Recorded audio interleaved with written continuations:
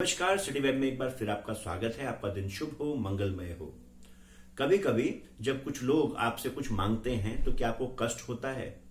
क्या आपको ऐसा लगता है कि जब भी आपसे कोई अपनी कोई प्यारी चीज मांग ले या कुछ मदद मांगता है तो आपको बड़ा कष्ट होता है, आपको दर्द होता है?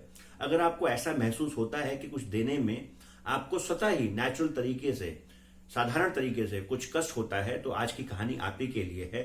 शायद आपसे ये कहानी सुनने के बाद आपका जो सोचने का तरीका है, सोचने का नजरिया है, उसमें कुछ बदलाव आ जाए।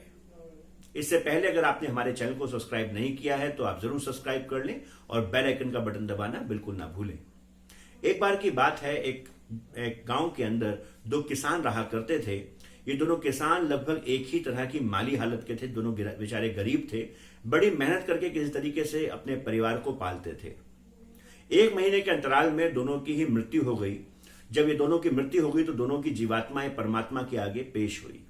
जब भगवान के आगे ये दोनों ही पेश हुए तो पहले वाले को बुलाया गया और उनसे पूछा गया कि भगवान ने पूछा कि आप बताइए कि आपको जो जीवन दिया गया उसमें आपको कोई कष्ट तो नहीं था, कोई शिकायत तो नहीं थी? जब परमात्मा ने ये पूछा तो पहले वाले किसान ने बोला कि भय भगवान, आपने मुझे कैसा जीवन दिया? ये तो जानवरों जैसा जीवन था। मनुष्य बना के भी मैं कभी इंसानों की तरह रह नहीं पाया। मुझे तो बैलों के साथ ही पूरा दिन किसान की तरह खेत में काम करना पड़ता था, मेहनत करनी पड़ती थी और बड़ी मुश्किल से किसी तरीके से सिर्फ हमने पेट भरा और मैं वापस आ गया। मुझे जब भी अपने जीवन में मैं देखता था तो मुझे कुछ भी अच्छा नहीं लगा। मुझे कुछ भी ऐसा नहीं लगा कि मुझे इंसान होने का कोई फायदा मिला है। परमात्मा ने पूछा कि ठीक है, अगर मैं तुम्हारे को वापस भेजूं और तुमसे पूछूं कि तुम कैसा जीवन चाहते हो तो वो कैसा जीवन होगा? कोई एक चीज बताओ कि तुम्हारे जीवन में वो क्या चीज होनी चाहिए। तो इस व्यक्ति ने बोला कि परमात्मा, जब मेरे को आप दोबारा दूसरा जन्म दो और वो मनुष्य का दो तो इस चीज का ख्याल रखिएगा कि मेरे को सब लोग पैसा दें, मुझसे कोई पैसा ले ना, मुझे किसी को भी पैसा देना ना पड़े, सभी लोग मुझको सिर्फ पैसा देते हो, कोई लेता ना हो। अब इस व्यक्ति को तथास्तु बोल के भेज दिया गया और इसने वापस धरती पर जन्म लिया। इसी वक्त दूसरे व्यक्ति से भी पूछा गया, दूसरे किसान से पूछा गया कि तुम बताओ तुम्हारा क्या हाल था?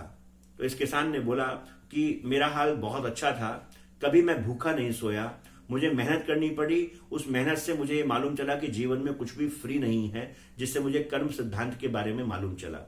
मुझे मालूम चला कि जीवन में कोई भी चीज मुफ्त में नहीं मिलती, हर चीज के लिए मेहनत करनी पड़ती है।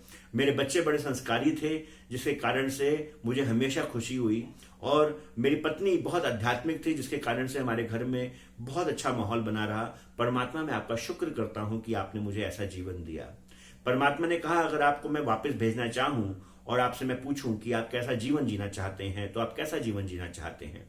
इस व्यक्ति ने बोला कि एक ही परेशानी थी कि जब कभी मेरे घर में कोई आता था कि जिसको मुझे भोजन कराना हो और मेरे पास उपयुक्त इंतजाम नहीं होता था तो मुझे बड़ा कष्ट होता था। मुझे लगता था बहुत आस लेके कोई मेरे पास आया है तो मैं उसे वापस ना लौटाऊं। और इस व्यक्ति ने बोला कि मुझे अगर आप जन्म देना चाहते हैं तो मुझे कुछ ऐसा दीजिएगा, जन्म ऐसी जगह, मुझे ऐसी जगह पे भेजिएगा कि जहां पे मैं भर भर के जरूरतमंद लोगों को कुछ दे पाऊं, मेरे पास कभी कमी ना हो। कोई अगर मेरे दरवाजे पे आए तो मैं जिस तरीके से उनकी मदद कर सकूं, मुझे सक्षम बनाइएगा कि मैं किसी की मदद भी कर सकूं। अपना जीवन तो मैंने अच्छे से जिया, पर किसी के काम आ सकूं, किसी के जीवन में कुछ कर सकूं, ऐसा कुछ मेरे को दीजिएगा। इस व्यक्ति को भी तथास्तु कहा गया और इस व्यक्ति ने भी जन्म लिया। थोड़े समय बाद ये देखा गया कि ये जो पहला व्यक्ति था जो किसी को कुछ देना नहीं चाहता था, ये एक गरीब घर में पैदा हुआ। थोड़े समय बाद इसके माता पिता चल बसे और इस बच्चे के आगे जीवन में कोई भी भविष्य नहीं था और यह भिखारी बना। जो कोई आता इसको सिर्फ पैसा दे के जाता, इससे कुछ मांगने के, भिखारी से कोई क्या मांगेगा, तो इससे कभी कोई कुछ मांगता नहीं था। दूसरा व्यक्ति एक बहुत अमीर घर में, राजा के घर पैदा हुआ और इसके पास इतना सब कुछ था कि ये भर भर के, बहुत दयालु प्रवृत्ति का होने के कारण से ये भर भर के लोगों को दिया करता था। जो कोई आ जाए उसको कभी खाली नहीं जाने देता था, किसी भी तरीके से उनकी कोई ना कोई मदद किया करता था और इस व्यक्ति ने बड़ा धन्य धान्य से पूर्ण बहुत अच्छा जीवन अपना व्यापन किया। हमें इस कहानी से शिक्षा मिलती है कि देने वाला कभी भी गरीब नहीं होता। अगर हम किसी को कुछ भी देने में सक्षम हैं तो हमारे को जरूर उनकी मदद करनी चाहिए। क्योंकि देने से आपके पास जो कुछ भी है वो उतना बढ़ता है, कभी कम नहीं होता। जी हां, अगर हम किसी को पैसा नहीं दे सकते, अगर हमारे पास आज पैसा नहीं, ऐसा कहा जाता है कि जो चीज आपके पास ना हो वो आप दूसरों को दें तो वो चीज आपके पास बढ़नी शुरू हो जाती है।